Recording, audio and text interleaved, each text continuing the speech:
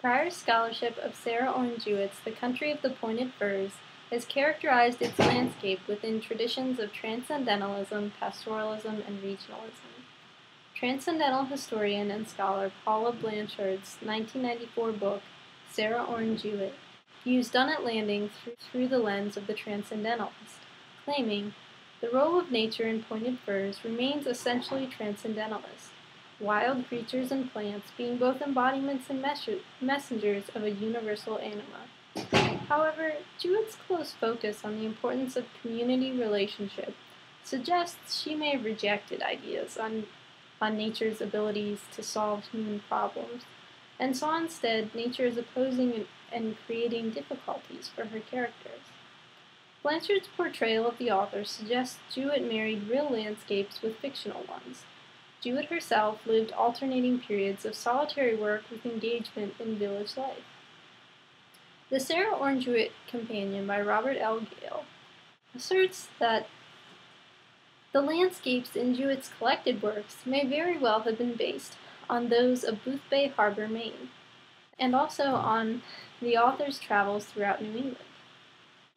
Robin Magowin describes the landscape of the Country of the Pointed Firs as pastoral, one that represents nature as a mirror, in which person and setting are interchangeable.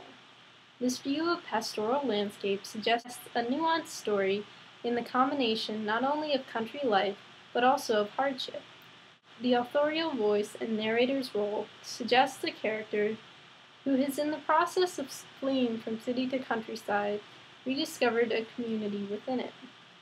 Magowin's emphasis on setting as interchangeable for character resonates with descriptions of the dark and forbidding firs. As a student, interpretation of the text often follows most closely in one of these schools of thought. Jewett presents a view of country life that appears unidyllic in its darkness and ruggedness, but nonetheless a beautiful commentary on character, country life, and community. In many ways, her rugged landscape has been described as anti-American, because her characters do not find solace, but often isolation. Community and community roles as a way of fleeing the isolation created by nature and the hardships created by living within the landscape. Jewett's collected letters, edited by her close friend Annie Fields, suggest that her view of her own regional landscape was less than Emersonian. She writes, "This is not a land where it is easy to write letters. I never knew so quiet a country. It is all like the places one goes to on one's way to sleep. I ever was a girl who couldn't go to sleep." She writes, "The country is beautiful to look at, but it is such clear, cold weather that you feel as if you were under a great block of clear, shining ice." Here the presentation of landscape is itself as rugged and forbidding to the character as it is companionate, healing, or beautiful. It is pastoral in the sense of its own reality as something Jewett refuses to romanticize.